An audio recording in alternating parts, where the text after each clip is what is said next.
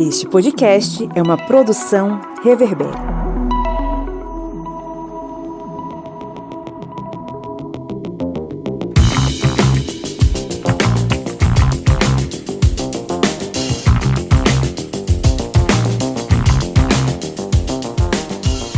Olá, ouvintes! Está no ar mais um episódio do seu podcast sobre história pública. É o Historiante, esse programete que fala sobre história, fala sobre política, fala sobre diversos assuntos. Sempre aqui a cada semana contribuindo para sua formação crítica e cidadã, né? Tentando abordar os mais variados assuntos para colaborar aí com a sua formação de opinião sobre esses temas, né?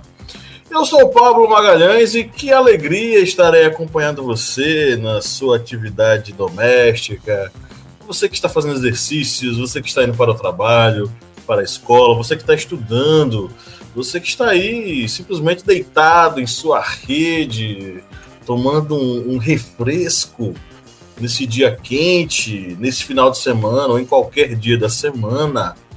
Estamos aqui mais uma vez para debater assuntos instigantes e importantes. E eu estou acompanhado, como sempre, dos meus amigos. Está aqui presente ele, o homem que é quase um técnico do Ministério da Educação do Brasil. Ele que está por dentro de todas as avaliações do MEC, pelo menos nas Minas Gerais. O senhor Felipe Monsanto. Bom dia, boa tarde, boa noite. Que bom falar aos ouvidinhos de vocês novamente. Estamos aí na luta para fechar a 27ª visita de reconhecimento de curso do ano. Estamos na luta aí, ó. Vamos fechar a 24, a 25, 26 e 27 nas próximas 2 semanas. Isso aí. Bora lá. Temos também aqui ele, o homem que montou um soviete na beira do Rio São Francisco e desde então luta contra as garras do capitalismo sobre as cidades nordestinas, o camarada Cleber Roberto. E aí, pessoal, beleza?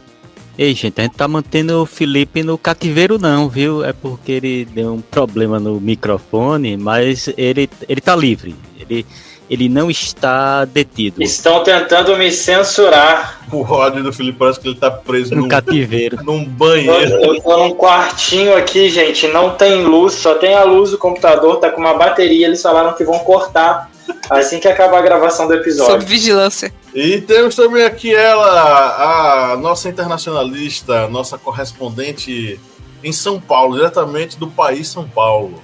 Ela que vai receber hoje um presente do iFood enviado por Felipe Monsanto. Catiane Bispo. Tô sabendo de nada, hein? Já tô mandando link pra ele, terminando agora.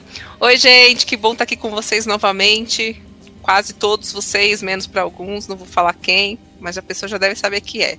Vocês sabem que Catiane, ela gosta muito de copiar as minhas coisas, né? Primeiro foi o bom dia, boa tarde, boa noite.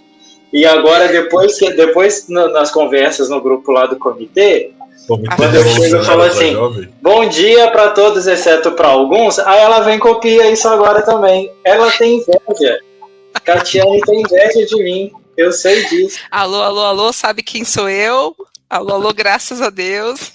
Beleza, é isso aí. Estamos aqui reunidos nesse clima maravilhoso, gostoso, de tranquilidade, de fim de noite. Mas o tema ele é meio pesado, né? A gente vai falar hoje sobre um dos temas talvez o mais importante nos últimos anos para a classe trabalhadora e que vem trazendo uma série de desdobramentos no cenário político, especialmente nas discussões políticas nas mídias sociais. A gente vai falar sobre o fim da escala 6x1, na urgência de tratar uma pauta tão fundamental para a saúde física e mental dos trabalhadores no Brasil, de um modo geral, nas diversas áreas possíveis, né? Então vamos tentar refletir sobre esse assunto e vamos tentar principalmente demonstrar para as pessoas que a coisa mais fundamental em discussões como essa é ter consciência de classe. Então, antes de você começar a defender que o empresário vai quebrar e que escala, se não for a escala 6x1, não vai ter produtividade e o patrão não vai ter dinheiro para empregar as pessoas e vai ter desemprego em massa. Antes de você falar sobre isso, ouça, entenda, aprenda, depois você dá a sua opinião, tá? Mas antes de entrarmos no assunto da mesa, é claro que a gente vai começar com a marmota da semana, a Central de Absurdo da Podosfera, uma curadoria que é feita pelo camarada Cláudio Roberto. Marmota da semana. Sempre com notícias absurdas e cada vez mais difíceis de serem selecionadas. Mas a dessa semana vem lá da terra da nossa querida Catiane. Catiane Bispo, essa daqui é da sua terrinha, que é uma notícia que vem do G1. E a concessionária do Parque Ibirapuera começa a cobrar taxa de assessorias esportivas particulares. Que beleza. A vergonha. Vamos jogar tudo aí para o meio privado, que é só bom, tá tudo certo. A notícia aqui, a Urbia, concessionária que administra o Parque Ibirapuera, na zona sul de São Paulo, iniciou a cobrança de tarifa para assessorias esportivas particulares e profissionais que atuam dentro do parque. Em mensagem enviada aos treinadores, a empresa anunciou tabela de preços que começará a ser cobrada a partir do mês de dezembro. A cobrança vale para grupos de assessoria esportivas com mais de 5 alunos, como corrida, yoga ou futebol. Os valores variam de R$ 240 a R$ 1.500, dependendo do número de alunos de cada assessoria.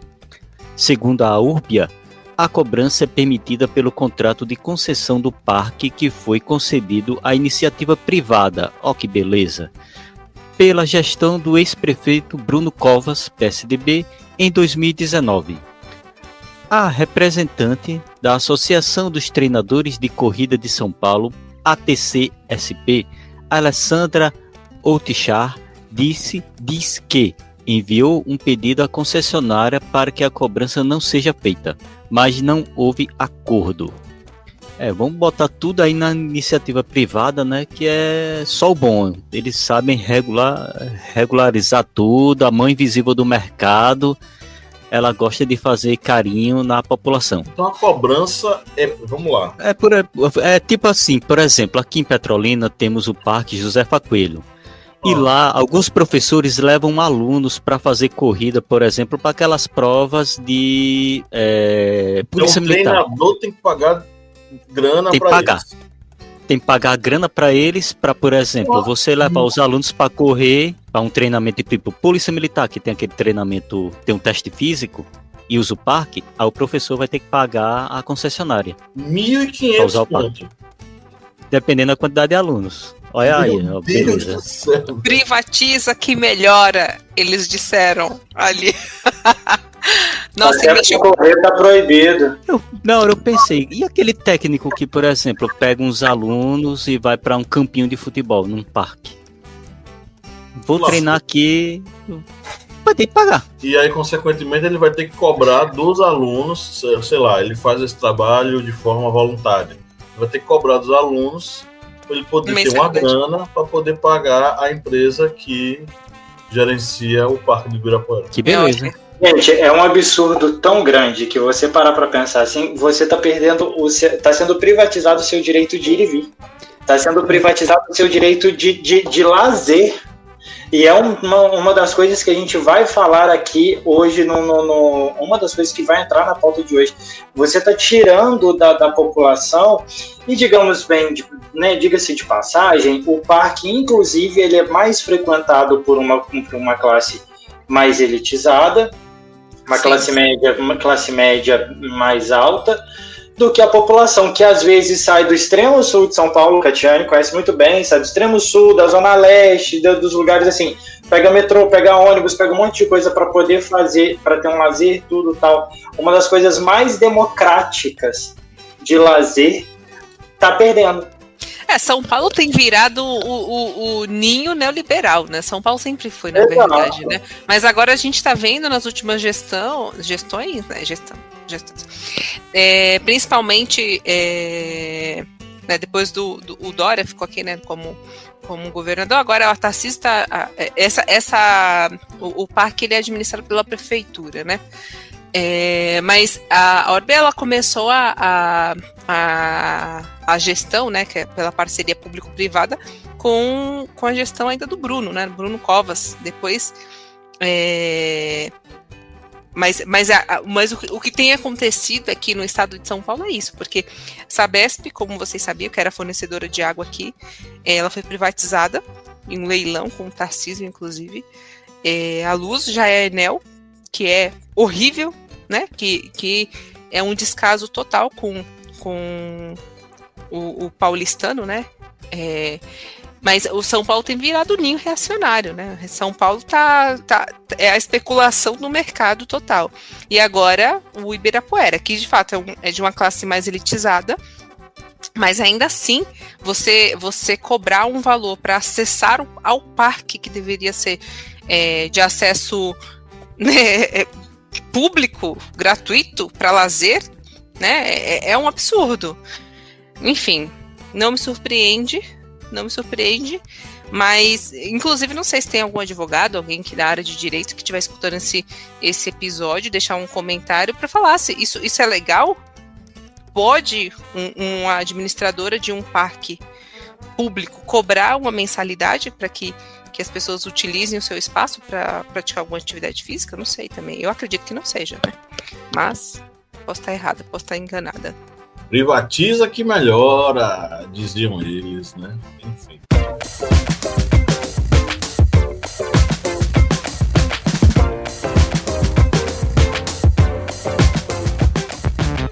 Bora pro giro de notícias, começando aqui com exame. PIN da escala 6x1. O que acontece agora que a PEC atingiu as assinaturas para tramitar na Câmara? A proposta de emenda à Constituição, que é a PEC, que sugere o fim da escala 6x1, atingiu nesta quarta-feira, dia 13, a quantidade de assinaturas necessárias para ser protocolada na Câmara dos Deputados. Segundo a autora da medida, a deputada federal Érica Hilton, o resultado foi possível, entre aspas, graças à mobilização da sociedade, fecha aspas. Até o momento, 194 parlamentares assinaram a proposta. A tramitação de um projeto depende de acordo e consenso entre líderes partidários. Para avançar, a medida precisa ser pautada nas comissões e no plenário, conforme decisão dos presidentes das comissões e especialmente do presidente da Câmara. Agência Brasil.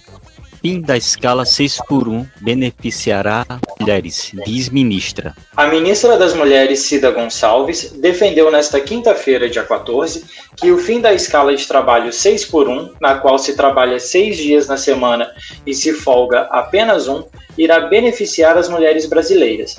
Abre aspas. Para as mulheres, vai ser um benefício, significa ter mais tempo para se cuidar, se preparar ou mesmo para cuidar do que quiser, fecha aspas, disse a ministra à Agência Brasil. As trabalhadoras no Brasil ainda ganham 20,7% a menos do que os homens em 50.692 empresas com 100 ou mais empregados. As informações são do segundo relatório de transparência salarial e de critérios remuneratórios. Se consideradas somente as trabalhadoras negras, a diferença da remuneração se acentua. No geral, elas ganham, em média, 50,2% do salário dos homens não negros. CNN Brasil. Veja quais são os deputados que assinaram a PEC pelo fim da escala 6x1. A medida tem como objetivo o fim da escala 6x1, onde se tem uma folga a cada 6 dias de trabalho. O documento, apresentado pela deputada do PSOL, pede alterações no inciso 13 do artigo 7º da Constituição, propondo a redução da jornada de trabalho para 4 dias por semana no Brasil, totalizando 36 horas semanais. Érica Hilton, do PSOL, autora da proposta, Reginete Bispo, do PT Rio Grande do Sul, delegada Adriana Acorce, do PT Goiás, Túlio Gadelha, do Rede de Pernambuco, Lindenberg Farias, do PT Rio de Janeiro, Fernando Rodolfo, do PL Pernambuco, Orlando Silva, do PCdoB de São Paulo, Talíria Petroni, do PSOL do Rio de Janeiro, dentre demais deputados e deputadas de maioria da esquerda e centro-esquerda, além de nomes da direita. Portal Terra. Escala 6x1. Posts cortam entrevista em que Erika Hilton cita estudos que levou em conta para a PEC. O que estão compartilhando? Que a deputada federal Erika Hilton, do PSOL de São Paulo, teria confessado em entrevista à Globo News que não existe estudo de viabilidade sobre os impactos negativos da proposta da emenda à Constituição, a PEC, para acabar com a escala 6x1, 6 dias de trabalho e 1 de folga. O Estadão Verifica investigou e concluiu que é enganoso a entrevista em que, dada segunda-feira, dia 11, a deputada disse que não havia um estudo específico sobre o impacto que a redução de jornada teria no preço de medicamentos. Ela citou que sua proposta levou em conta estudos e experiências de outros países que adotaram uma escala de trabalho diferente. As postagens analisadas cortam a parte da entrevista em que Erika Hilton menciona esses estudos. E para fechar, Poder 360. Governo dará apoio à PEC contra a escala 6x1, diz Erika Hilton. Os deputados federais Erika Hilton, do PSOL, e Reginaldo Lopes, do PT, disseram que o governo do presidente Luiz Inácio Lula da Silva, do PT, vai apoiar a PEC, a proposta de emenda à Constituição que quer abolir a escala 6x1, 6 dias de trabalho para 1 de descanso. Ambos se reuniram com o ministro das Relações Institucionais, Alexandre Padilha, na quarta-feira, dia 13 de novembro, lá no Palácio do Planalto. Padilha publicou um vídeo ao lado dela e de Reginaldo, dando parabéns pela mobilização e pela importância da PEC. Reginaldo Lopes, que já havia apresentado uma proposta semelhante em 2019, também elogiou a mobilização promovida pela proposta pessoalista e disse que há uma, entre aspas, nova conjuntura, fecha aspas, que permite o avanço dessa pauta. Pablo, é com você. Beleza, vamos para o nosso editorial.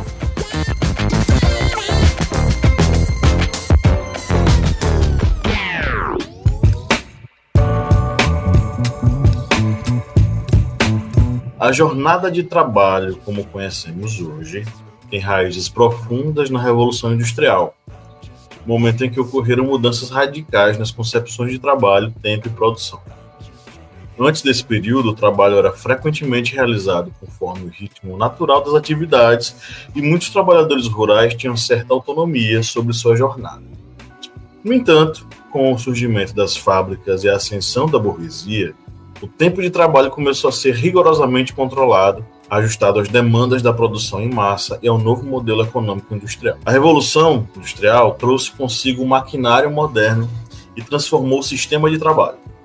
A burguesia, nova classe dominante e proprietária dos meios de produção, passou a ditar os ritmos e as exigências da jornada de trabalho. Para maximizar a produtividade, essa classe estabeleceu jornadas extenuantes podiam ultrapassar 16 horas diárias, submetendo trabalhadores, incluindo mulheres e crianças, a condições insalubres e perigosas. A noção de tempo como algo a ser domado e monetizado foi um dos pilares para o desenvolvimento do sistema capitalista.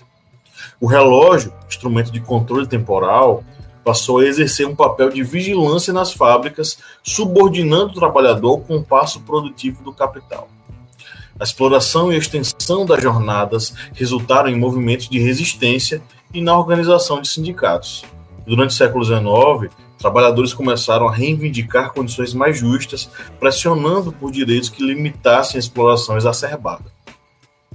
As primeiras conquistas incluíram a redução gradual da jornada de trabalho para 12, depois 10 horas e, finalmente, a consagração das 8 horas diárias, impulsionada por movimentos históricos como a greve de Haymarket, em Chicago, que reivindicava 8 horas de trabalho, 8 horas de lazer e 8 horas de descanso.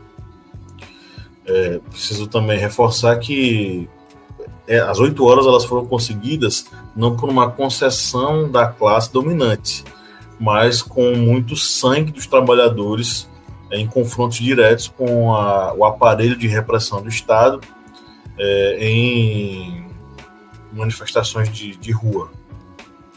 O contexto neoliberal, que se consolida a partir do final do século XX, reconfigura o mercado de trabalho e redefine as expectativas sobre a jornada laboral.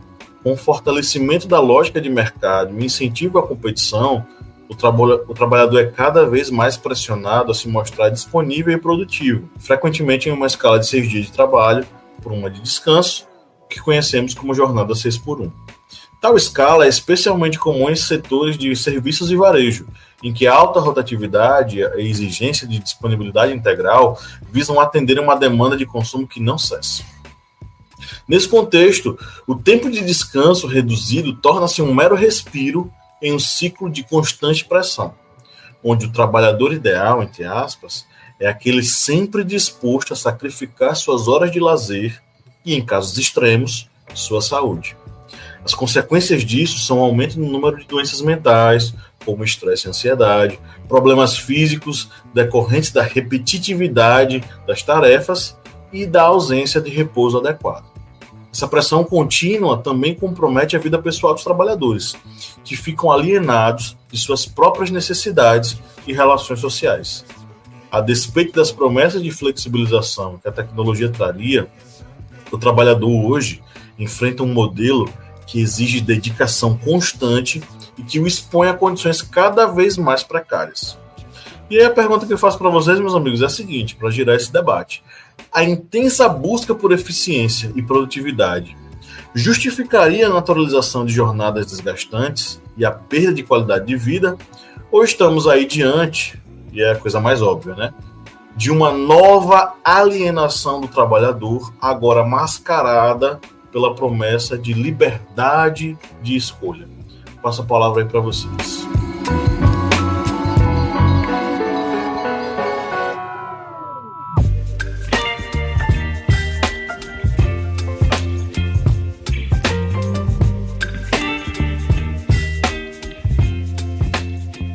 Eu acho que essa questão de se dar essa ideia de uma alienação dos trabalhadores é algo que já vem sendo, aos poucos, inserida na mentalidade da própria população. A partir do momento em que o próprio lazer, muitas vezes o lazer das pessoas mais humildes, ele é discriminado. Já que, por exemplo, é visto por muitos influenciadores, coaches, aquela ideia de que trabalhe enquanto eles dormem. E isso não é meme, isso realmente é incentivado por muitos desses. E aí se cria, por exemplo, aquela ideia de que a pessoa humilde, a pessoa pobre, ela tem que ser produtiva o dia todo. No mínimo ali dormir, comer às pressas, e tem que ser produtivo. E até o seu lazer, ele não pode ter um hobby assim, uma leitura, ouvir uma música. Se for uma leitura, tem que ser uma leitura em que ele possa, por exemplo, aplicar no trabalho. Ou seja, uma leitura voltada para uma determinada atividade laboral. Ou seja, a gente já começa por aí, já começa a essa discriminação do lazer das pessoas mais humildes. E aí quando vamos para a questão da escala 6x1, vem já com toda essa, digamos, essa ideia de que a pessoa pobre, a pessoa humilde, ela tem que estar ali trabalhando constantemente para demonstrar que é uma pessoa produtiva. E muitas vezes a própria produtividade não vai ser nem alcançada por essa pessoa. Por mais que ela trabalhe até a escala, vamos dizer, 0/7, trabalha 7 dias por semana, que seria regime aí de escravizado. Ela não vai conseguir alcançar a produtividade, já que, em primeiro lugar, a gente já vem de um país em que a formação das pessoas para determinada ocupação do trabalho, ela já é baixa. Como aqui na própria agência do governo, que indica que 38% das pessoas no Brasil têm formação superior à exigida pelo emprego que ocupam, ou seja, apenas 38%, menos da metade.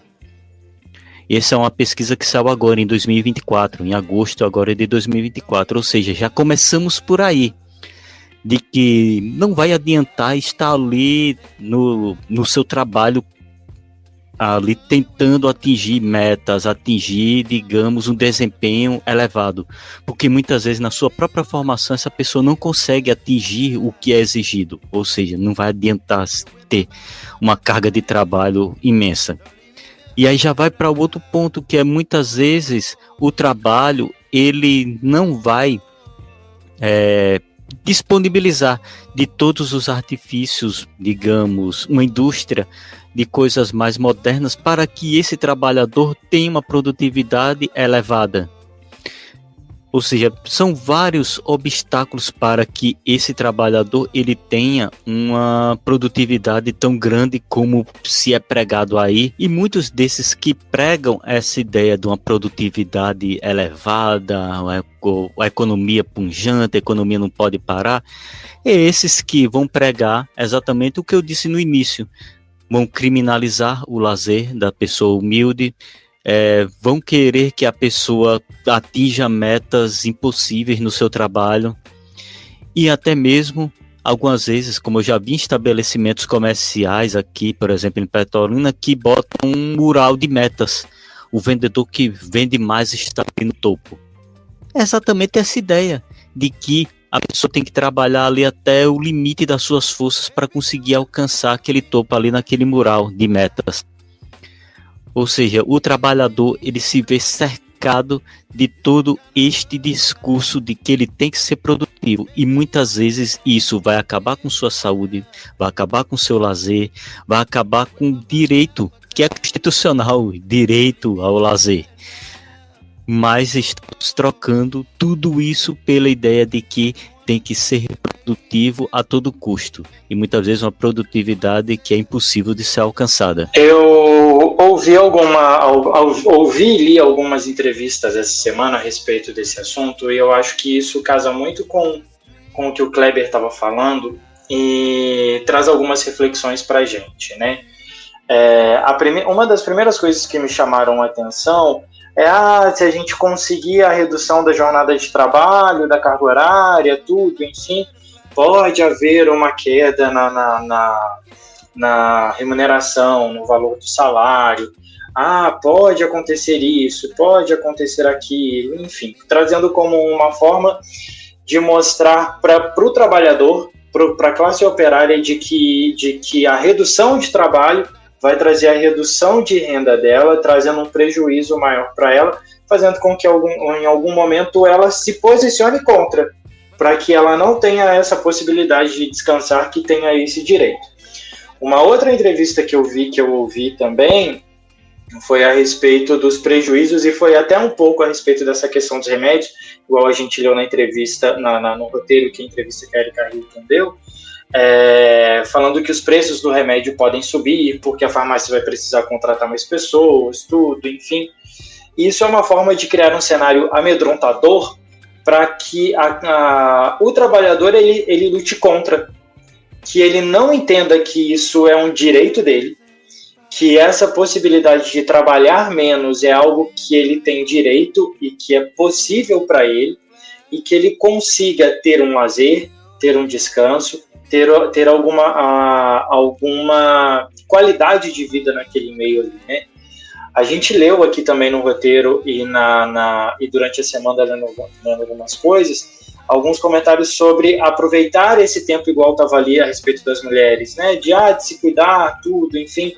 Muitas das vezes essas mulheres, ou os homens também, né? Algumas outras pessoas vão usar esses 2 dias para buscar uma complementação de renda, ou para poder cuidar da casa, ou para poder cuidar do filho. Então, assim, isso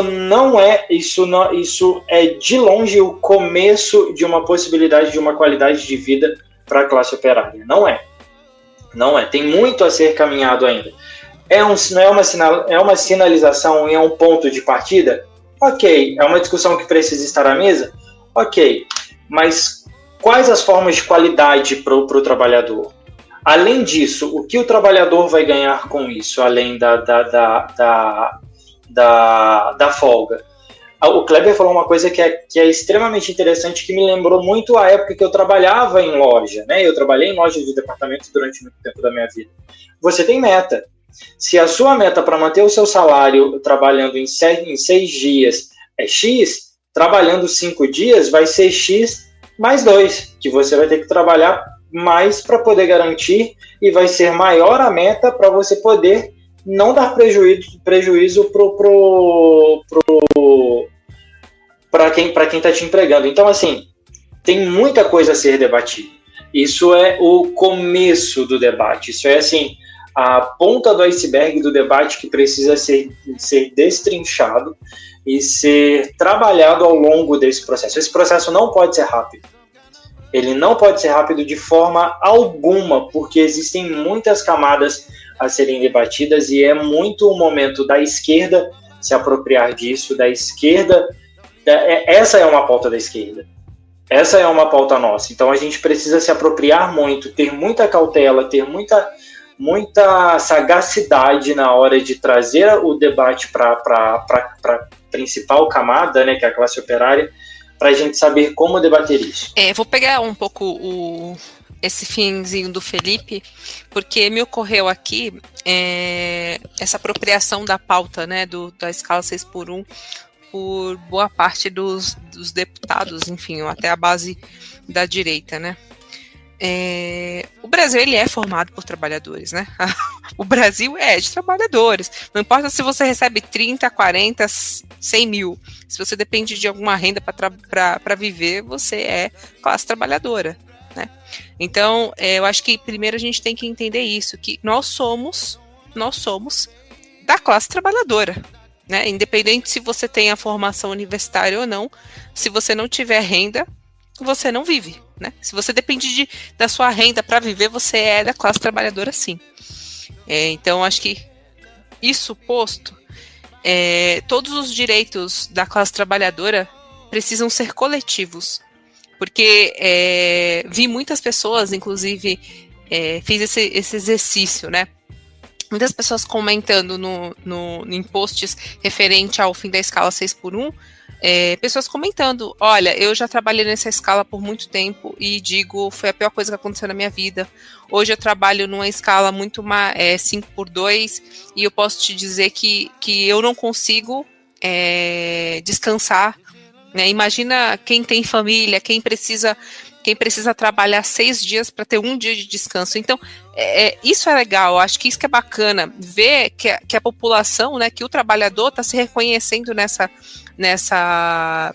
PEC apresentada pela deputada. Queria fazer um comentário aqui. Eu sempre falo, né, como uma pessoa que trabalha também nessa parte de comunicação e volto a dizer aqui, que domina o meio, domina as massas que detém a narrativa, que esse movimento, o VAT, né, Vida Além do Trabalho, começou com o Rick Azevedo.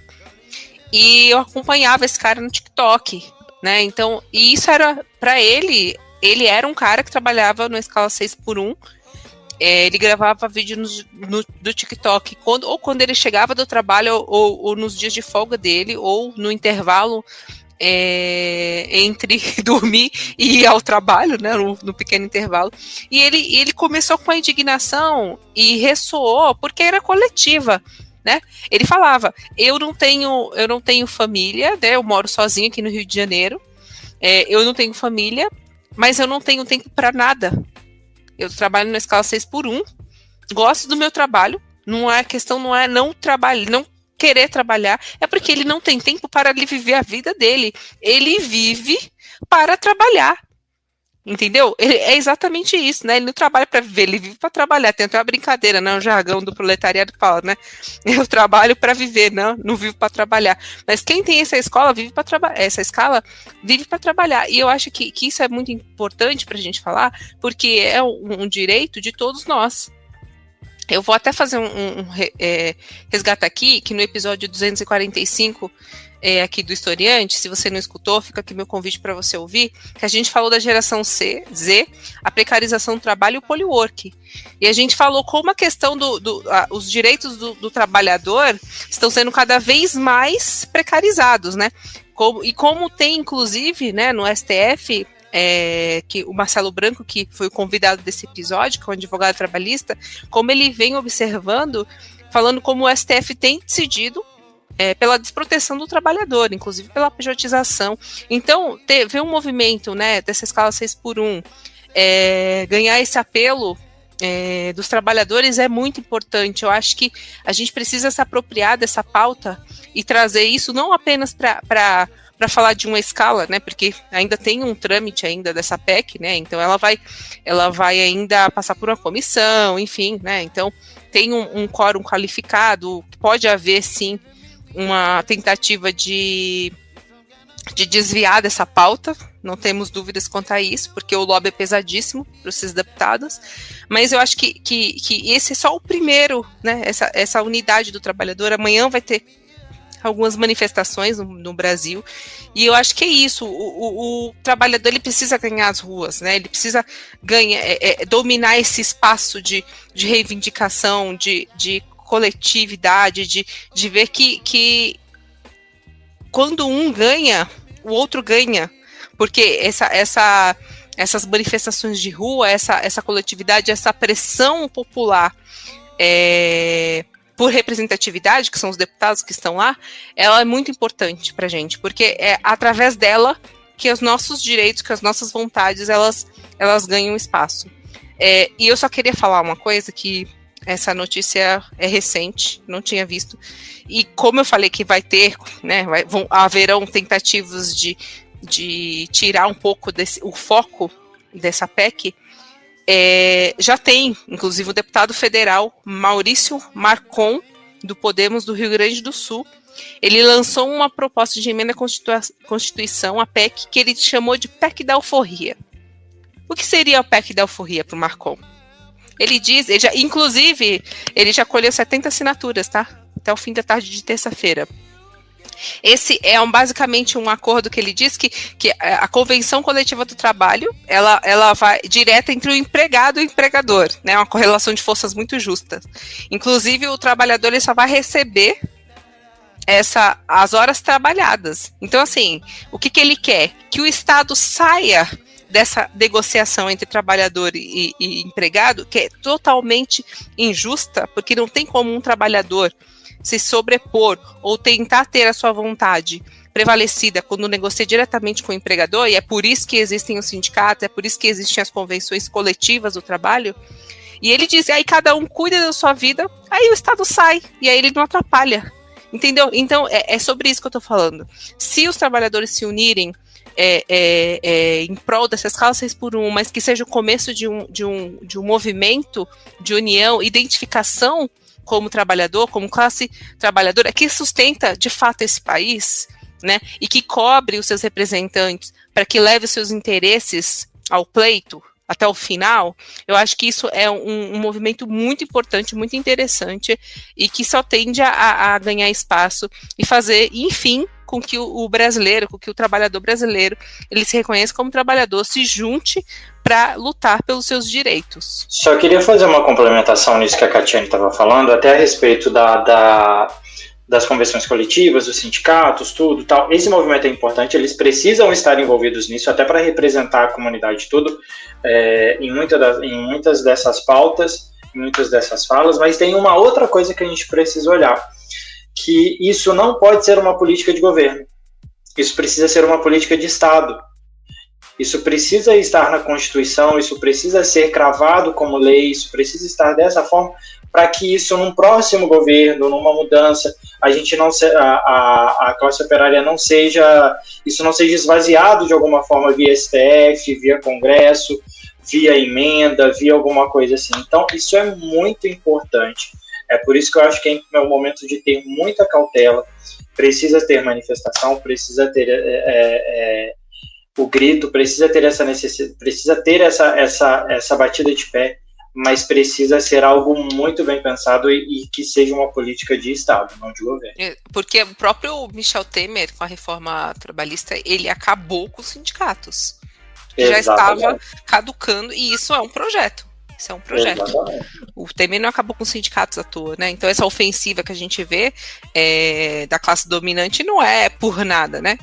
Então, eu acho que, sim, né? Não tirando aqui o papel das associações e os sindicatos, mas isso precisa estar, sim, como fala, né, na norma, inclusive na Constituição, para que isso seja respeitado. Infelizmente, a gente sabe que vai ter uma oposição muito forte, mas eu acho que a unidade do trabalhador agora é muito importante, né? A união e articulação com a classe trabalhadora.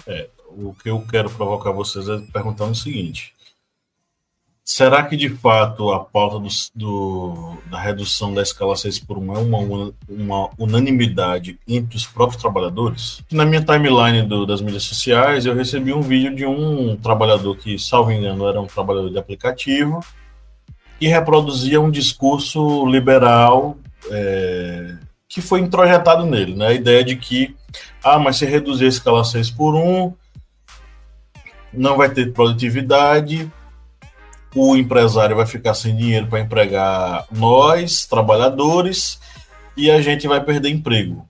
Então, essa redução é uma coisa ruim e a gente tem que defender que os empresários eles tenham grana e a gente tem que trabalhar esse 6x1 para que eles possam gerar emprego para a gente. Eu não acredito que a opinião dele seja uma opinião desconectada de parte da classe trabalhadora.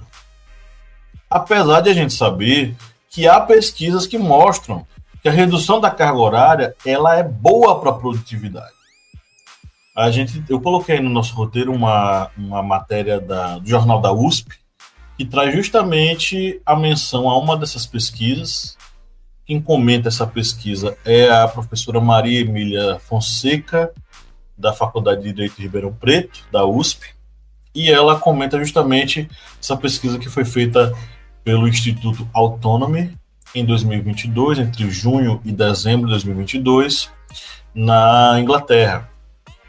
E a redução da carga horária que foi feita lá, em 61 empresas, né, de diversos setores, ela revelou que, além de fazer sucesso entre patrões e funcionários, a redução da jornada de trabalho não diminuiu a produtividade, né? Uma ideia que vai na contramão do senso comum sobre esse assunto. Então, a produtividade ela não foi reduzida, ela foi mantida, né? Só que com menos tempo de trabalho e mais tempo para descanso, lazer, etc. e tal, esses trabalhadores eles tiveram uma qualidade de vida melhor e uma redução nos gastos de operação por parte da empresa. Então saiu todo mundo ganhando nesse processo, né? Então não é uma questão de redução de produtividade, é uma questão de exploração. E aí a gente tem que voltar a uma questão muito importante. As elites brasileiras, elas são elites altamente fincadas no período colonial. Elas são colonialistas. Elas sempre retrucaram diante de qualquer evolução, qualquer avanço das pautas trabalhistas. E aí vamos fazer um exercício histórico. Em 1888, diante das discussões em relação à abolição da escravatura, a esmagadora maioria dos grandes latifundiários, donos de fazendas de café, eles foram à imprensa, foram ao púlpito, se manifestaram em diversos momentos, em diversos locais, dizendo que a abolição da escravatura traria um grande prejuízo para a economia brasileira, porque não ia ter quem trabalhasse. Mas a abolição foi feita, né? Em 1962 foi aprovada a lei do 13º salário, que foi fruto de uma grande discussão feita na Câmara dos Deputados. Foram 3 anos de discussão, né? Foi proposta por um deputado do PTB. Eu não sei se eu tenho anotado aqui o nome dele em algum lugar, mas rapidamente, se eu tiver aqui, Arão Steinbruch, do PTB do Rio de Janeiro. Ele começou com a proposta em 1959, ela só foi aprovada em 1962, porque, para quem não conhece a história do Brasil, foi um período justamente onde nós tivemos um presidente altamente reacionário, entre 60 e 62, que foi um filho da puta chamado de Jânio Quadros. Mas João Goulart, quando se tornou presidente, ele assinou o decreto de criação do 13º salário. qual foi a discussão dos empresários. E o jornal O Globo foi espaço para divulgação disso. Foi de que a criação do 13º salário seria altamente danosa, desastrosa para a economia do país. Como assim nós vamos pagar um 13º salário para os trabalhadores? Isso vai quebrar os empresários, e quebrando os empresários, vai quebrar a economia do país. Enfim, não quebrou, né? Estamos até hoje, inclusive a economia é muito mais pujante do que lá na década de 60. E aí, eu tô usando esses argumentos para dizer que toda vez que a classe dominante se manifesta, ela se manifesta contra todo e qualquer avanço das classes trabalhadoras, o tempo inteiro.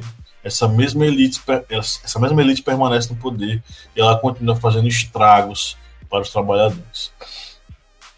Então, assim, todo esse processo de transformação, né, de melhoria da classe trabalhadora, ela vai ter um ponto central, que vai ser a Constituição de 88. A Constituição de 88 vai estabelecer as 44 horas semanais, divididas em 6 dias de trabalho.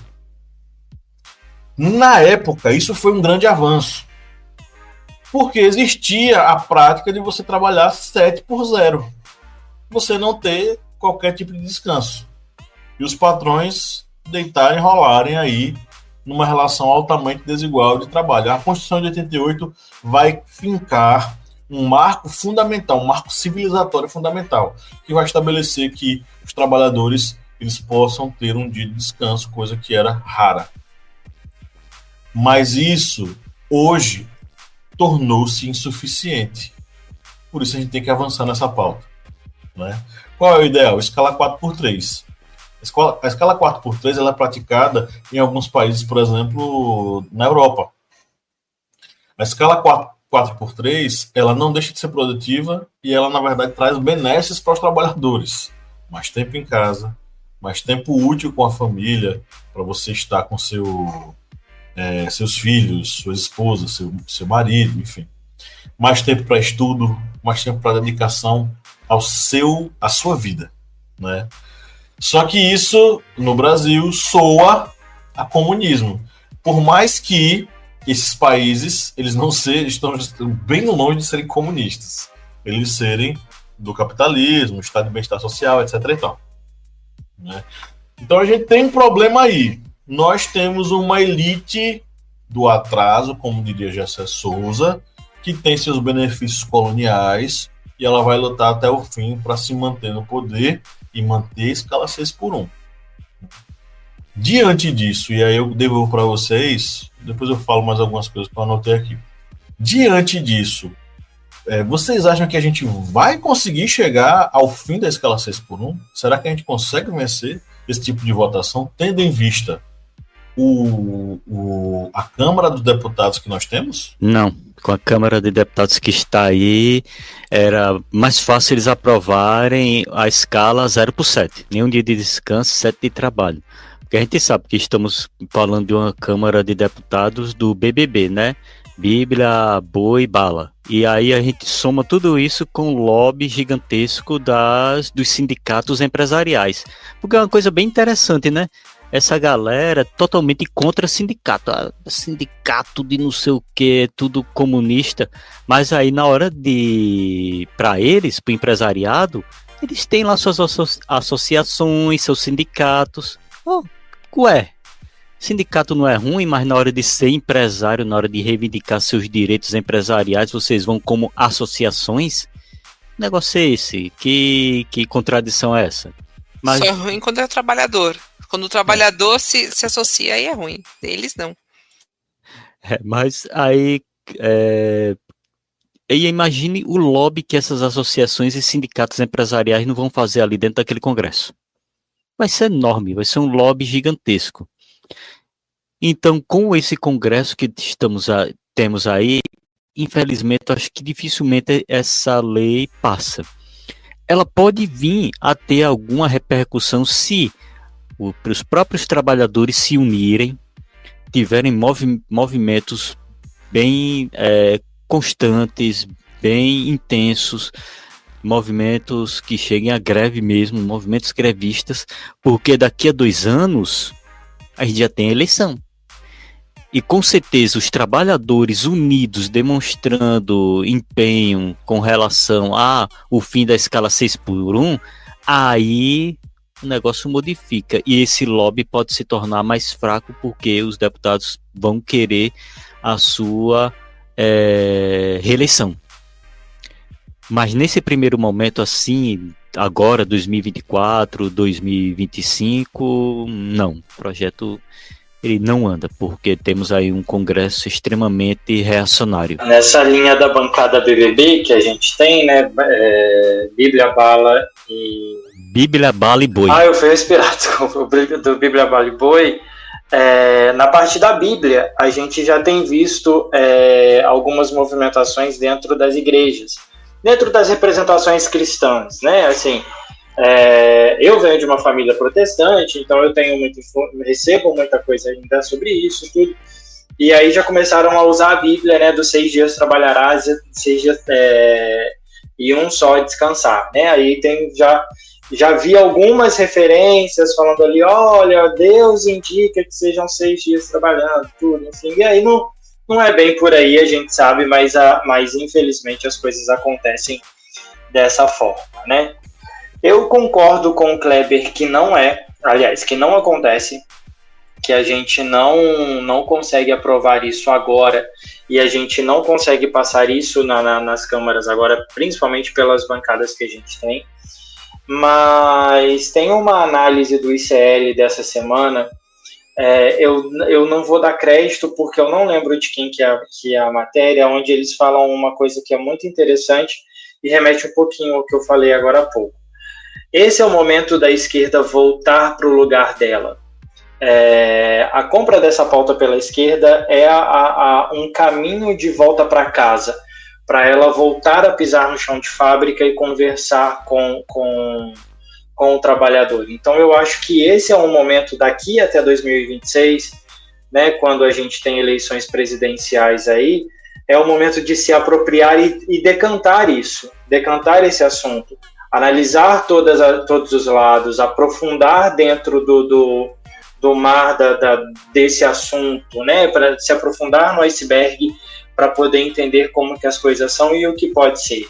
O mercado de trabalho ele mudou, as formas de trabalho que a gente tem hoje mudou, a sociedade mudou, então assim, a gente tem muito mais possibilidades e muito mais formas de falar, muito mais formas de alcançar as pessoas e a gente precisa voltar para esse lugar de classe operária, né? A esquerda precisa sair da elite, entre muitas aspas, aonde ela está, para a classe operária e ir para o chão de fábrica, conversar com o trabalhador. O Paulo está me corrigindo aqui, mundo do trabalho, mercado de trabalho é coisa de liberal. Mas é verdade, está correto. Mas é esse o momento. Eu acho que para agora a gente realmente não consegue, não tem nada.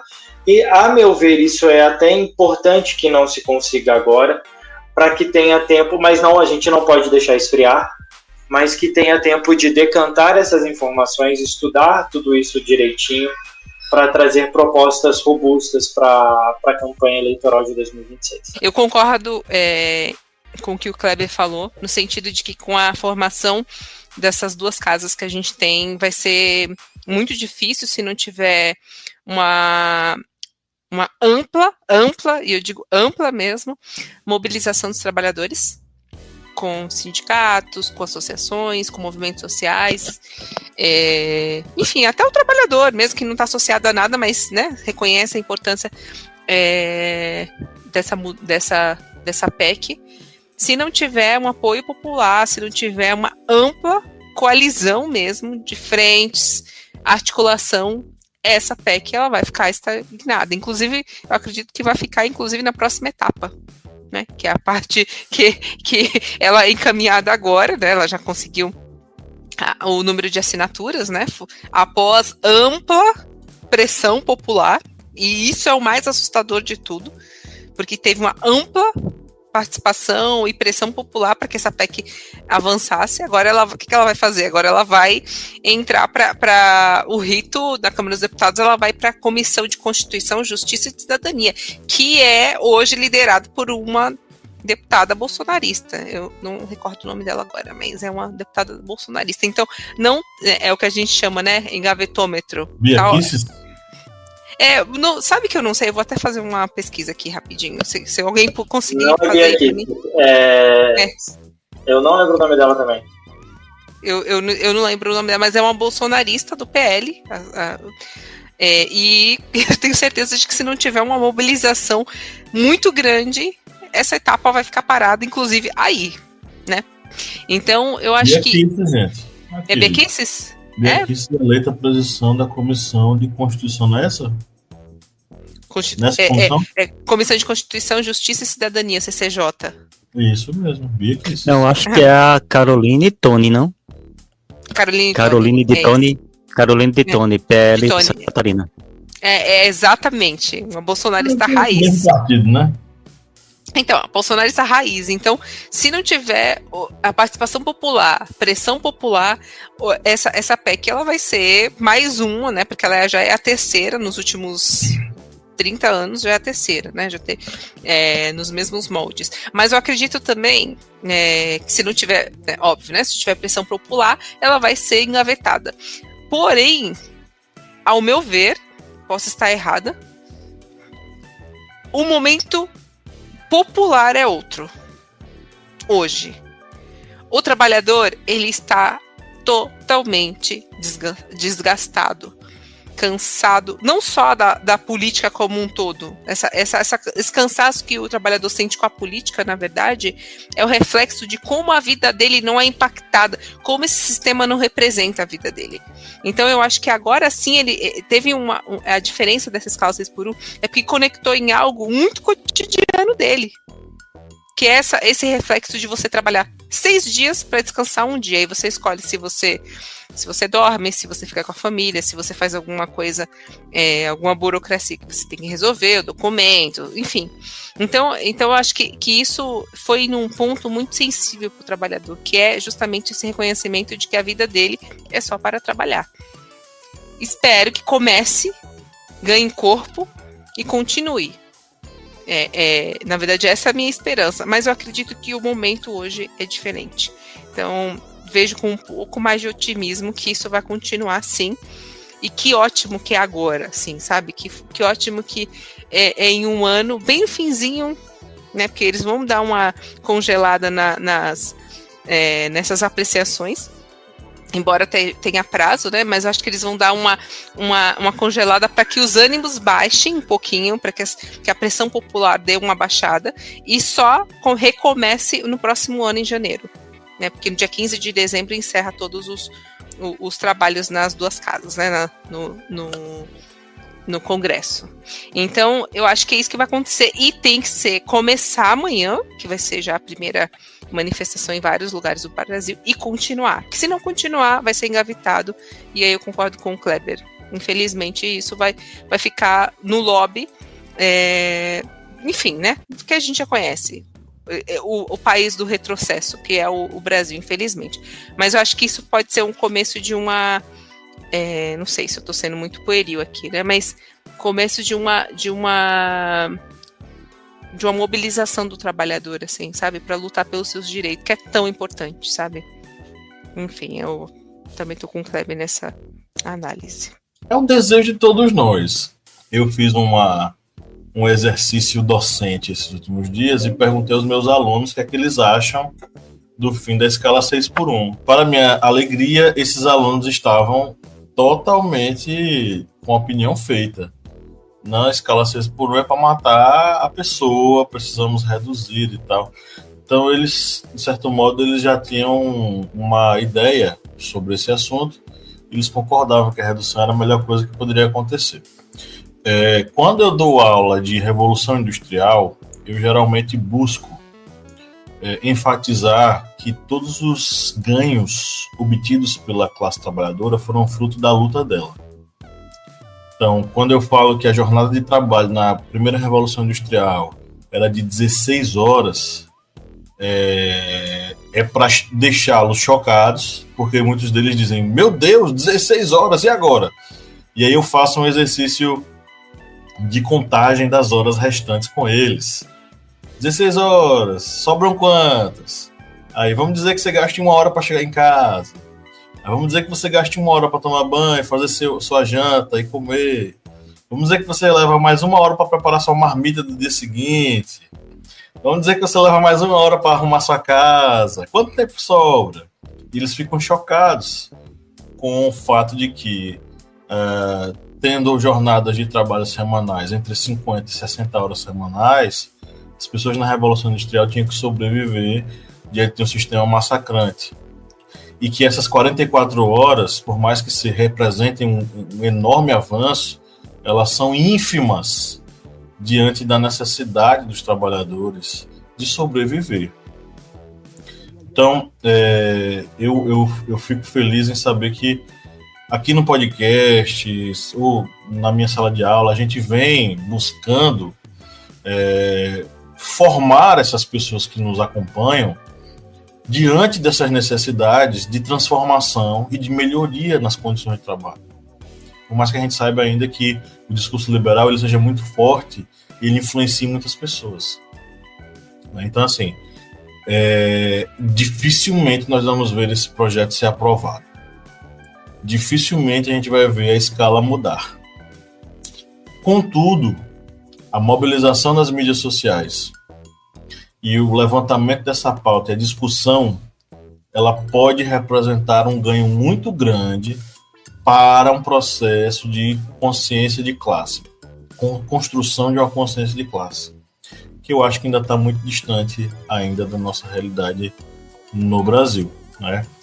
Eu ia mencionar um estudo aqui, eu trouxe mais 2 estudos sobre essa questão da redução da carga horária, e em um deles, que é jornada de trabalho parcial no Brasil. Esse estudo ele é interessante porque ele faz um levantamento sobre as benesses, o que é que muda quando o trabalho ele é parcial. E eles tomam como base uma jornada de trabalho que eu me surpreendi.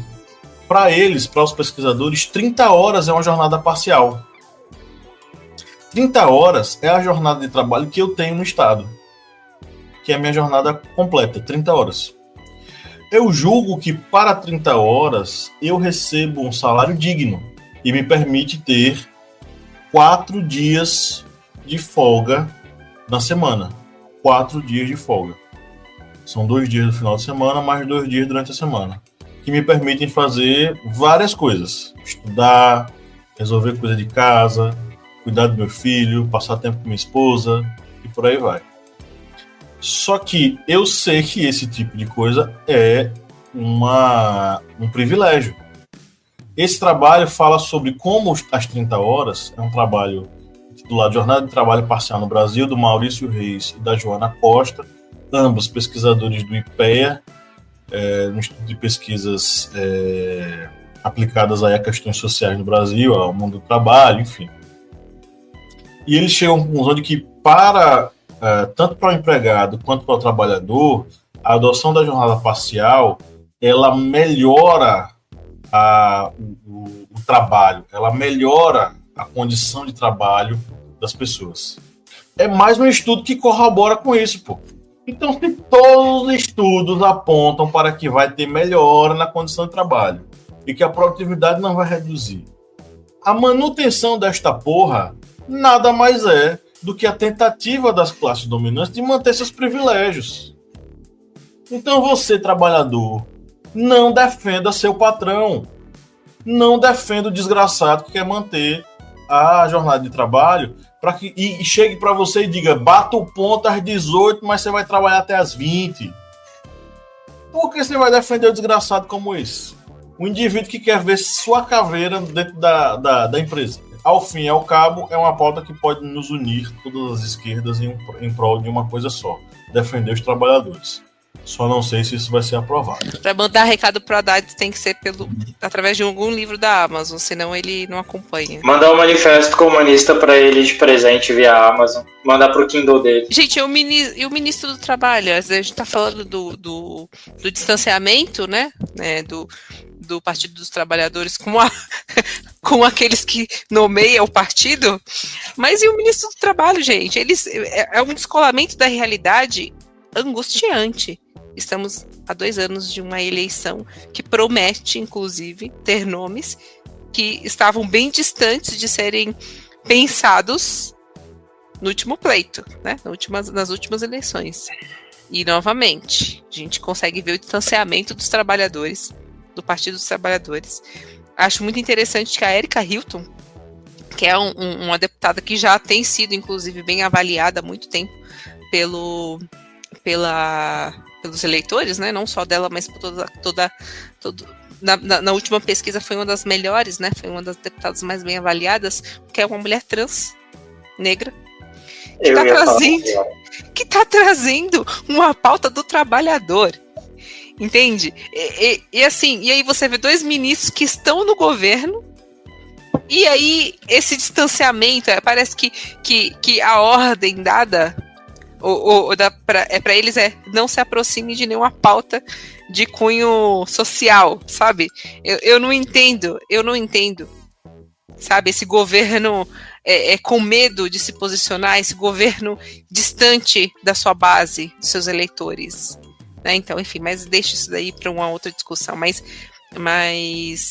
fico muito feliz com essa articulação. Talvez eu seja mais otimista aqui da banca, espero não ser pueril, mas eu acredito que seja um começo de uma articulação, sim, e que... Felipe é o cara da terra arrasada, né?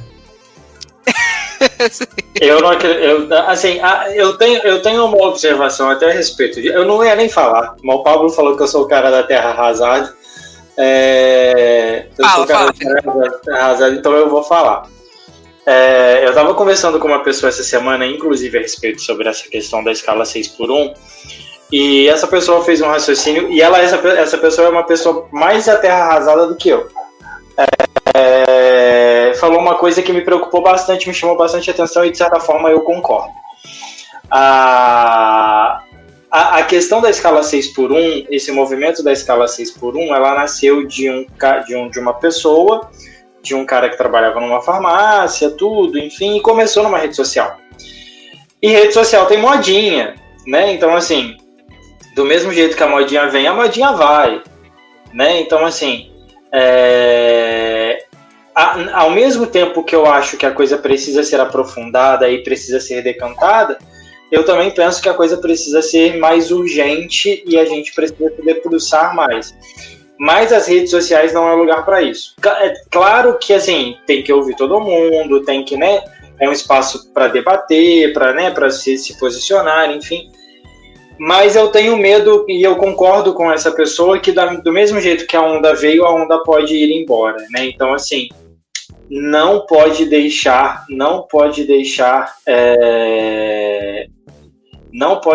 a pauta cair, não pode deixar ela morrer. Tem que focar nisso, tem que se debater isso, tem que se desenvolver isso, e sem paixão, de tipo, tem que fechar isso hoje, tem que ser agora, tem que ser o quê, enfim, não pode ser.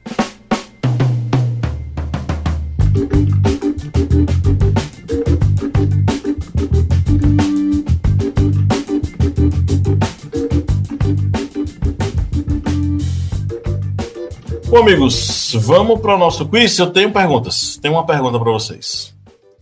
Eu acho que eu peguei Kleber hoje de surpresa. Peguei? Não. Você tem um prêmio, cara? Sim, muito bom. É um que você vai querer também.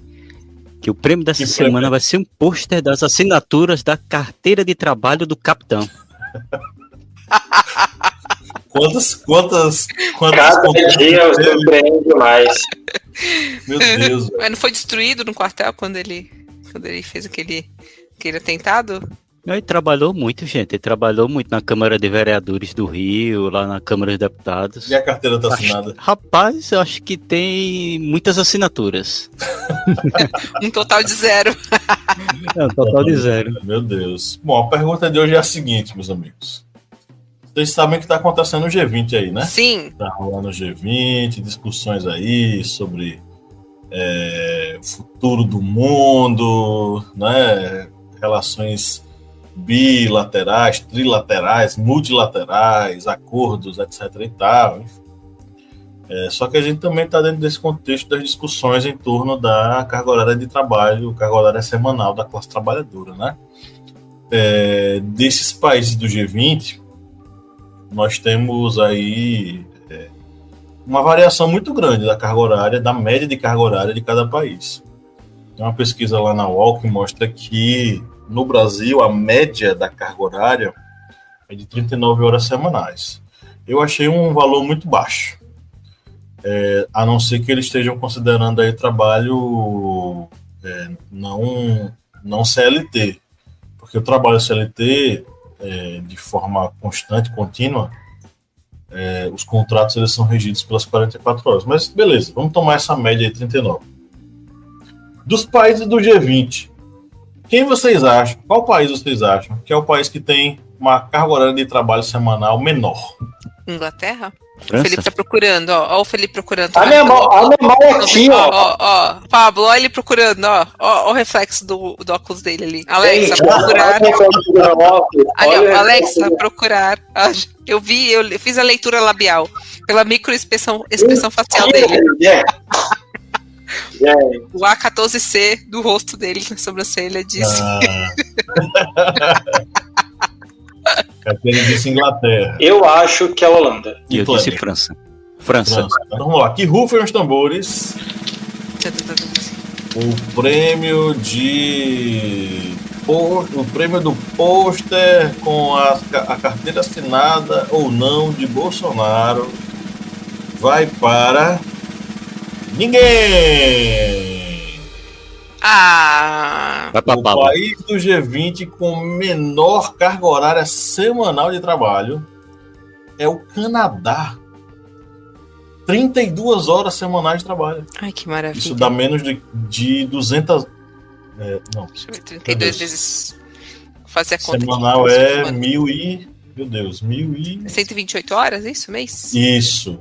É menor do que as 130 horas ideais que a gente está querendo implementar no Brasil. Seriam 130 horas no mês. Nesse caso, daria 36 horas, eu acho. 36? 36. Lá eles fazem 32 horas. Olha só que coisa bacana. Aí sim você consegue equilibrar a sua vida, né? Profissional, pessoal. Bicho, eu trabalho com as 30 horas, sabe? Só que aí tem um agravante nisso, que eu não falei. As 30 horas que eu recebo são diferentes dos meus colegas que têm apenas a graduação. Eu recebo 30 horas com o acréscimo do mestrado. Então, assim, eu recebo um salário que eu acho condizente e assim, dentro dos padrões, mas eu ainda tenho uma camada de privilégio a mais do que os meus colegas. E parte dos meus colegas, que recebem menos trabalhando as 30 horas. Apesar de eu não achar que qualificação profissional seja algo negativo, ela é positiva. Só que assim, aí vai toda aquela questão. Será que todos os colegas tiveram a chance de fazer mestrado, doutorado? Com certeza que não. E é justamente por isso. Uma pessoa que tem uma escala 6x1. E eu já trabalhei na escala 6x1 quando eu estava na faculdade. E eu era uma pessoa exausta. E eu tinha vamos dizer assim, um certo privilégio, porque o sexto dia que eu trabalhava, que era no sábado, eu fazia uma jornada até meio período, até meio-dia.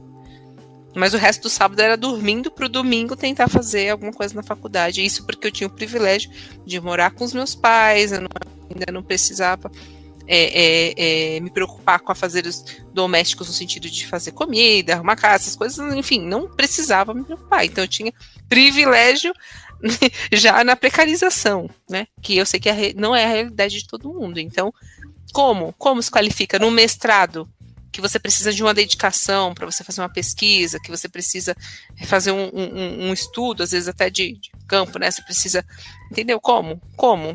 Né? Como diz o Gabriel Pensador na música Até Quando, aquilo que o mundo me pede não é o que o mundo me dá, entendeu? Já joga a régua em cima, que é para poucos atingirem mesmo. Gente, trabalhar em shopping é horrível.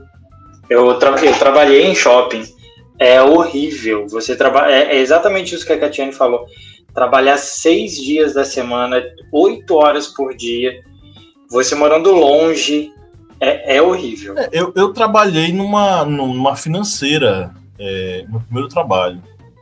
Eram 6 por 1 e aí eles faziam aquele assédio moral básico, ó, quando der seu horário, bata o cartão, mas você vai ficar até tal hora. A gente fazia a hora extra sem ser remunerado pela hora extra. O clássico, né? É o clássico. Na mesma época, Kleber trabalhava numa rua depois da minha, né, Kleber? Era loja de imóveis. Era rojão. Porque Pablo era magro. Eu nunca fui magro. Pra ele ver com essa conversa. Começou. Eu nunca fui magro na minha vida. Tchau, bullying, gente. Tchau, bullying. Começou os dois já. Deixa, Felipe, deixa.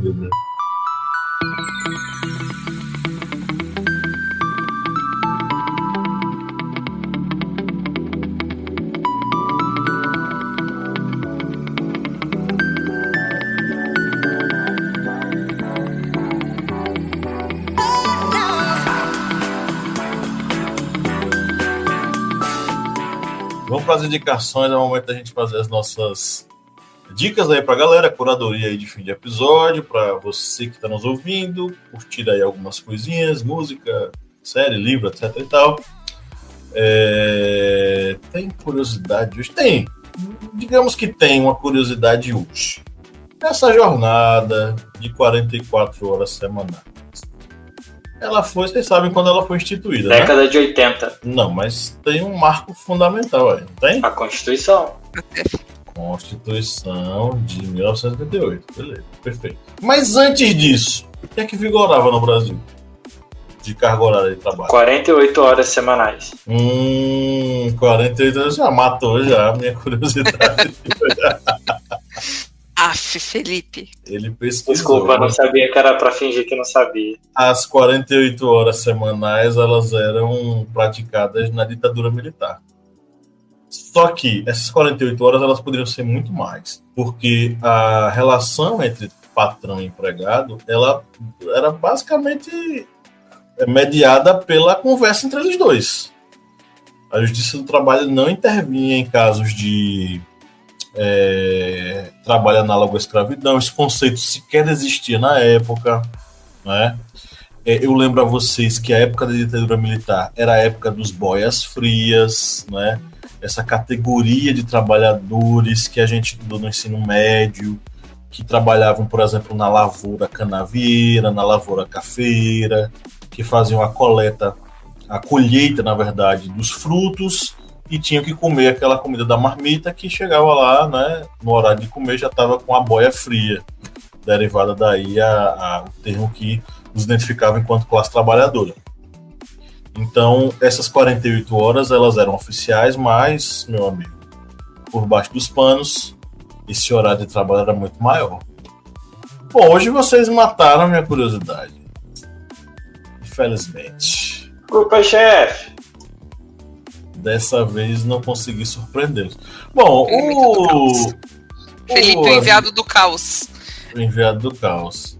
As indicações de hoje, elas são um oferecimento, como sempre, para os nossos apoiadores, né, Felipe? Isso mesmo, chefe. As indicações são para aqueles que nunca largaram a mão da gente, que sempre estão aqui do nosso ladinho e contribuindo para que esse projeto aqui, faça chuva, faça sol, continue perpetuando aí, levando à luz a classe operária. E essa semana a gente vai fazer as indicações em especial para 2 apoiadores. O apoiador número 1, o Flávio José dos Santos. Um abraço para você que está aqui com a gente desde o começo. E para o Bruno Gouveia. Muito obrigado aí por acreditarem no nosso trabalho, por estarem com a gente sempre. O Flávio é quase fundador do Historiante. Pois é. E obrigado aí pelo apoio de vocês, um forte abraço. Em especial, as indicações dessa semana são para vocês. Vou aproveitar e começar a fazer as minhas aqui. Tá saindo nos cinemas na próxima semana aí para quem gosta um pouquinho de Disney e musicais, tá saindo aí na próxima semana a primeira parte de Wicked. Para quem não conhece, Wicked é uma história saída do Mágico de Oz, é a história da Bruxa Verde do Oeste, e conta a história, a versão dela, né? O que aconteceu, né? De toda a história, por que ela realmente é verde, tudo, enfim.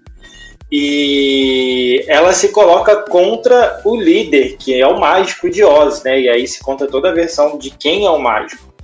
É um dos musicais mais lucrativos da Broadway, tem uma história muito grande aí, é icônico, e está sendo estrelado aí por uma atriz negra, fazendo a Elphaba, que é a Bruxa Verde, e com a Ariana Grande aí sendo uma das personagens também, uma das principais personagens do musical.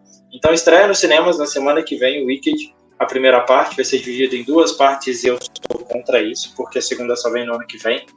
E fica de indicação para assistir e para ouvir. Tenho voltado a minha onda surfista, minha onda de menino da praia, da época de 20 anos atrás. Mentira, sou nunca praieiro, sou guerreiro. Nunca fui. Mas eu tive uma fase muito Foo Fighters e Red Hot Chili Peppers. E nos últimos dias eu vou de um extremo ao outro agora. Tenho ouvido muito o Learning to Fly do Foo Fighters. É uma das músicas que marcou muito a minha adolescência. Eu gosto bastante dessa música. Vai de indicação aí. E o outro extremo, eu vou de Pichote. Uma música do Pichote chamada Nem de Graça, que é aquela música que você canta com a mão no peito assim, ó, e vai lá se declarar pra pessoa amada, entendeu? Então, assim, e aí me traz assim, o meu lado pagodeiro, lá de Juiz de Fora, quando a gente frequentava lá a roda de samba no Music, que é uma casa de samba que tem lá, que é uma casa LGBT, inclusive, de samba, que eu tenho muita saudade, eu preciso voltar lá pra matar um pouquinho a saudade de relembrar os velhos tempos. Pagodeiro sou, tá? Sei todas. Essas são as minhas indicações aí da semana. Meu Deus, cara, que indicações caóticas. É a primeira vez que você deu indicações tão caóticas assim. Pichote morria e não... É maravilhoso. Você sabe, a Catiele sabe que eu gosto de pagode, porque eu falei com ela um tempo atrás que eu quero muito ir no show do Sorriso Maroto para cantar as antigas. Gosto muito de Sorriso Maroto também. Sorriso Maroto ainda existia. Voltaram. Eles estão em turnê pelo Brasil aí, fazendo... Um delírio coletivo nos anos 2000. Como é que é? Eu pensei que tinha sido um delírio coletivo nos anos 2000. Não, cara. O Sorriso Maroto vive. Sorriso Maroto vive. Caramba. Cuidado, hein, com o fandom do Sorriso Maroto, hein? Eles podem estar aqui. Você falou em Red Hot Chili Peppers. Eu fui surpreendido, porque esses dias tivemos uma discussão, uma conversa em sala sobre estilos musicais, né? Na nossa época, Foo Fighters, Red Hot, era música de jovens, né? Os meus alunos odeiam, dizem que é uma coisa de velho. Aí eu perguntei, mas o que vocês escutam? E os caras só escutam trap, bicho. Nada contra. Mas assim, na moral, diversificação aí no repertório musical seria uma boa, né? Você quer uma humilhação que eu sofri essa semana na academia? Tem um dos meninos que me ajuda na academia, né, que é um preparador físico que tem lá, e ele tem 23 anos. Aí a gente conversando sobre música essa semana, tudo, enfim, e falando de bandas antigas, né? Aí ele comentou comigo, a gente conversando alguma coisa, eu falando de Legião, falando de Engenheiros do Havaí, falando de Blitz, comentando sobre essas bandas antigas com eles, que marcaram muito a nossa geração. Ele falou assim, nossa, ano passado eu fui num show com a minha mãe, que era uma galera mais ou menos dessa época, que não sei o que, coisa e tal, bababá, mas eu fui no show deles, eles estão velhos, eles são muito velhos, não lembro o nome deles. NX0. Não, aí vim embora. Aí no dia seguinte eu cheguei, ele pegou e falou assim, perguntei pra minha mãe o nome da banda. Eu peguei e falei assim, tá, quem que é a banda? Titãs. Eles são muito velhos, mas eles são muito bons. Mas são mesmo? São, gente, são. São sim. Gente, Nem os botox ali salva, vai. Não. não. Foi sofrido falar assim, que Titãs é velho. Foi muito sofrido ali ouvir que Titãs é... Eles são velhos, mas assim, não precisa encarar e humilhar, né? Cara, lembrei agora de um programa livre com Serginho Groisman, onde os Titãs apareciam e o papo era que os Titãs eram a voz da juventude. Eu tinha o quê? Acho que uns, sei lá, 5 anos de idade, né? Mas, sim, pô. Eu sou velho. Pablo, sou tudo bem. 88, pô. Tá entre amigos 88. Aqui. Tô Eu brincando. sou de 88. O Titãs foi esse programa do... Esse episódio do programa livre é de 93. Eu tinha 5 anos de idade. Mas, enfim... Caramba, é questão geracional, né? É questão geracional. Eu vou fazer minhas indicações. Primeiro, eu vou sugerir uma parada que eu fiz com os meus alunos esse bimestre, que eu botei eles para fazer uma adaptação do livro O Germinal, do Émile Zola. No segundo ano a gente está falando sobre a Revolução Industrial e eles vão fazer uma adaptação do Émile Zola do livro Germinal. Para quem não conhece Germinal, ele é uma obra literária sobre a condição da classe trabalhadora na Revolução Industrial lá na França. Tem filme, tem série, e é muito interessante. É uma das obras mais interessantes literárias, né, sobre a condição da classe trabalhadora no período da Revolução Industrial no século XIX. E eles estão adorando, ó. Uma galera, essa gurizada gosta de se mostrar. E eles vão fazer uma pecinha, uma peça sobre Germinal, só que gravado, né, em vídeo, para poder reproduzir lá na sala. A outra indicação é de um filme meio perturbado que eu assisti, que é dos anos 2000 e que eu não tinha assistido e eu não sei se vocês assistiram. Vocês chegaram a assistir esse filme, Búfalo 66? Não. Não, né? Nunca ouvi, nunca assisti. É da nossa geração. Também não. Beleza. É da nossa geração.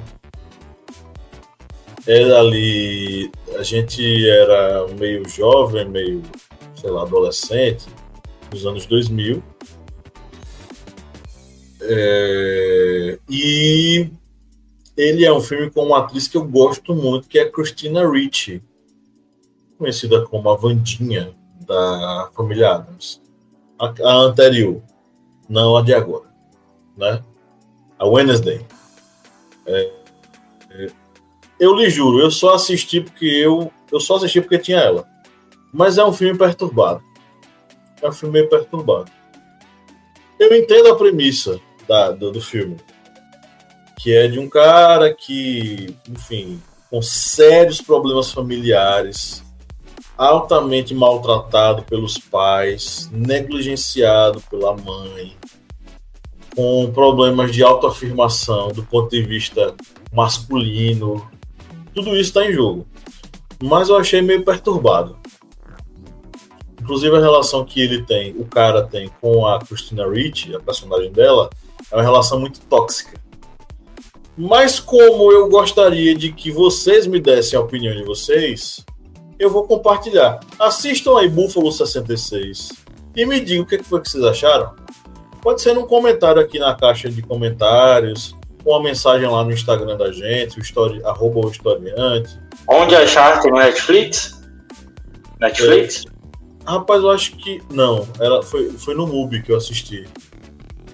Mas eu acho que se procurar um torrent bacana, dá pra baixar. Tem na Prime, pelo que eu tô vendo aqui. Prime Video. É o Búfalo 66. O bicho é meio perturbado. Mas vejam aí, diga o que vocês... No final, no frigir dos ovos, quando eu fiz o cálculo ali, eu calculei que eu mais gostei do que eu não gostei. Sabe? Mas é um filme que tem muito diálogo, que eles caminham muito pela cidade. Me lembrou aqueles filmes que são filmes que se passam numa noite, sei lá, antes do amanhecer, só que sem romance, mais drama, né? Enfim, vejam aí e me digam. A outra coisa que eu queria comentar, o cinema até os anos 2000 era mais orgânico, né? Não tinha essa coisa de efeitos especiais, vamos ver as tendências das mídias sociais para ver o que é que o público quer. Era bem orgânico, né? E eu acho que falta essa organicidade nos filmes contemporâneos. Não sei a opinião de vocês. Enfim, finalizando para a nossa playlist, quem é meu amigo no Instagram viu que hoje eu comemorei meu aniversário de 5 anos com minha esposa, né? De casamento. Comemoramos eu e Lídia Verônica 5 anos de enlace matrimonial. Olha só que coisa bacana. Ai, que legal. Parabéns! Obrigado. Parabéns!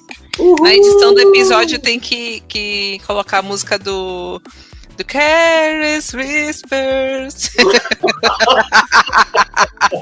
Meu Deus do céu! Não pode, porque senão a gente... Censurado. Não é nem censurado, derruba um episódio porque tem direitos autorais. Aff. Mas, não botando esse conteúdo, a gente comemora mesmo assim.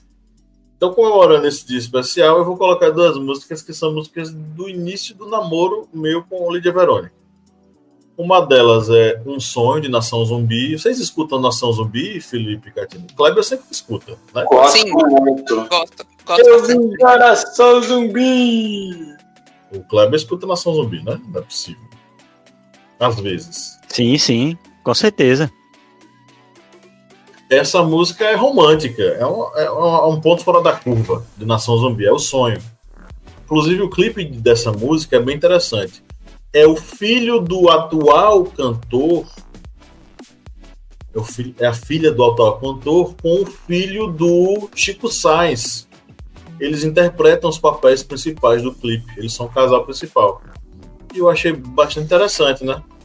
É um encontro de dos descendentes, dos herdeiros de dois ícones da Nação Zumbi. O nome da música é Um Sonho. Então nosso ouvinte aí, sul-sudeste, que não tem costume de ouvir Nação Zumbi, ouça. E a outra música é de um cantor uruguaio que já sugeri anteriormente, que vocês já sabem que eu gosto, que é o Jorge Drexler. Não sei se Catiane o conhece, meus amigos já ouviram eu sugerir aqui 300 milhões de vezes. Não conheço. Jorge Drexler, o maior cantor uruguaio del mundo. E aí, a música que a gente ouvia no nosso namoro era La Edad del Cielo, mas eu já sugeri La Edad del Cielo aqui 10 milhões de vezes. Então eu vou sugerir outra, que eu gosto muito, que é Las Transeuntes, do Jorge Drexler. E passo a bola adiante. Eu vou fazer as minhas indicações aqui. Bom, como recomendação, vou deixar aqui o filme O Jogo da Imitação, que fala um pouco sobre a história do Alan Turing. Acho que é bem legal, é um filme até curtinho, assim, que fala um pouco sobre a história do Alan Turing. Para quem curte história também, acho que é bem legal esse contexto histórico que tem no filme. É um filme leve que dá para assistir na tacada só, nesse friozinho, pelo menos que está aqui em São Paulo, é uma boa pedida. E eu vou fazer uma recomendação que eu nunca fiz aqui, mas é de uma minissérie.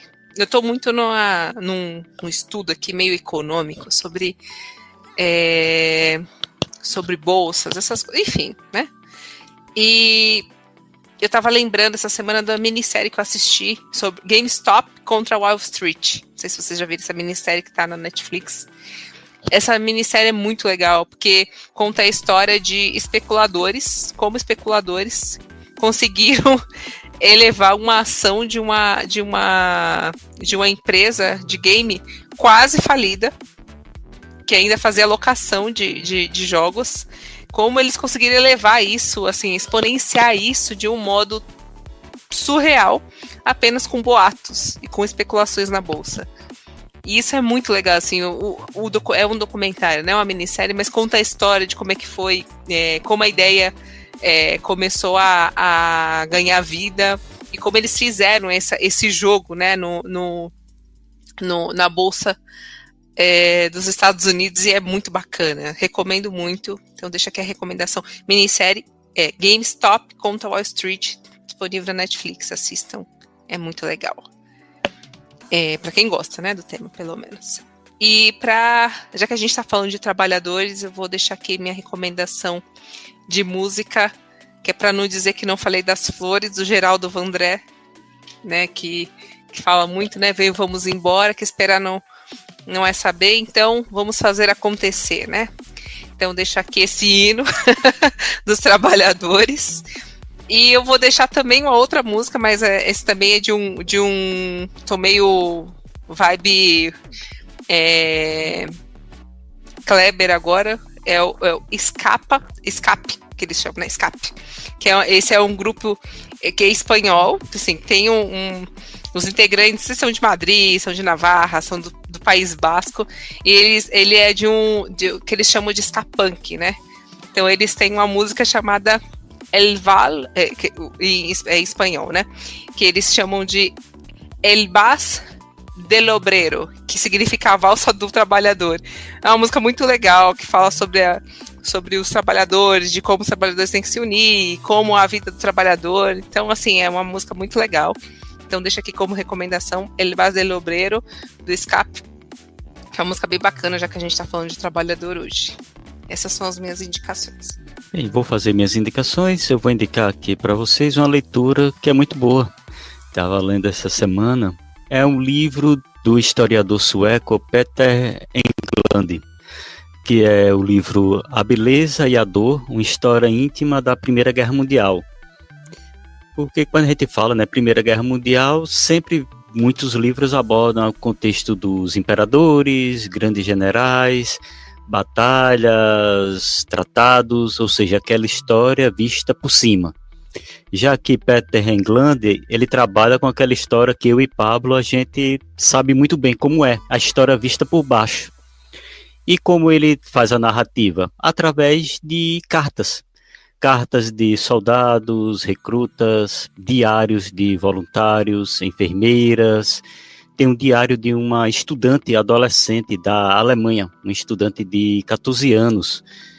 Tem cartas de um voluntário australiano que está no Egito e escreve para sua mãe, ou então de voluntários que estão na África. Além de muitos relatos de diários de pessoas anônimas, assim, no conflito, mas que esse historiador sueco, o Peter Englund, ele traz, e é, assim, fenômeno o livro, porque consegue narrar muitos fatos da história da Primeira Guerra Mundial num ponto de vista que, por mais que o historiador ele venha a trabalhar muito nesse sentido, ele não consegue descrever o que está ali das pessoas comuns, do fronte interno, do que é o campo de batalha, realmente através de uma pessoa que esteve lá, do seu relato. Enfim, é um livro que vale a pena muito você que está ouvindo aqui esse podcast ler. A Beleza e a Dor, uma história íntima da Primeira Guerra Mundial. E como músicas, eu estou numa fase bem heavy metal tradicional e vou indicar aqui Rainbow in the Dark, do Dio, e a música do Ozzy, que sempre quando eu vou ouvir eu lembro de Felipe. É Trem Doido, a Crazy Train, do Ozzy Osbourne. Por que você lembra de mim? Por causa do trem? Do trem. Ah, tá. Mas você não fala quase trem, né? Não falo. Mas eu conheço mineiro que fala muito trem, tudo é trem. O que aqui é coisa, aí é trem. Eu falo muito uai. Uai. Bem, aqui foram as minhas indicações aqui para vocês. Bom, meus amigos, chegamos ao final de mais um episódio de podcast. Abemos podcast, criaturas. Abemos podcast. Deus com Massa Branca. Abemos podcast. Essa minha vibe católica, eu lembrei que eu assisti hoje um filme pesadíssimo chamado Imaculada. Filme de terror. Terrível, terrível. Nojento pra caramba. Hoje você não tá sozinho em casa, não, né? Ah, não, mas esse tipo de. Eu não tenho medo de coisa sobrenatural. Nós vimos Mas na eu semana tenho, passada. Só que eu tenho. Eu moro sozinho. Eu tenho medo das coisas do homem, materiais. Naquele dia eu tava com medo da gata, é porque ela tava fazendo um barulho, era como se alguém tivesse entrado na casa. Aí era outra história, né? Mas eu tenho, gente. Eu moro sozinho, eu sou cagão. Se preocupa, Não Felipe. assista Imaculada. Tudo bem, eu acho que essa pessoa não vai ficar falando com você. Assista Fica do seu lado. o dublê, que é engraçado, você vai dormir rindo. Não, pior. Ó, eu sou tão bulinado nesse programa, eu sou tão bulinado nisso daqui, que Catiane Bispo, ela tirou um print meu, jogou num grupo nosso paralelo aqui de fofoca, e tá falando aqui maldade de mim a meu respeito. Eu queria deixar isso registrado aqui, tá? Vai ser Catiane... censurado do grupo. Porque o nome do grupo é Fofocas Não Publicadas. Você acabou de publicar. Vou banir você aqui, peraí. Eu tô sendo excluído das coisas. Eu sofro demais nesse lugar. Olha lá, sempre. Enfim, meus amigos, chegamos ao final de mais um episódio. Foi um prazer enorme estar aqui com vocês. Você que nos ouve até o final, você já sabe, né? A gente só grava esses programas, a gente só produz esses programas porque a gente sabe que você vai até o finalzinho e dá o tchau conosco em clima de oração, né? Nunca mais falei assim.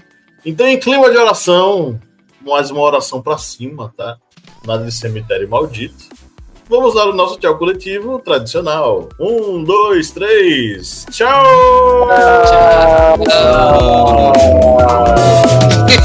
Tchau. Quem trabalha espera ser escuro. Exato.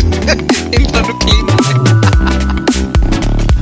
Eu tô trabalhando 7 por 0 esse dia.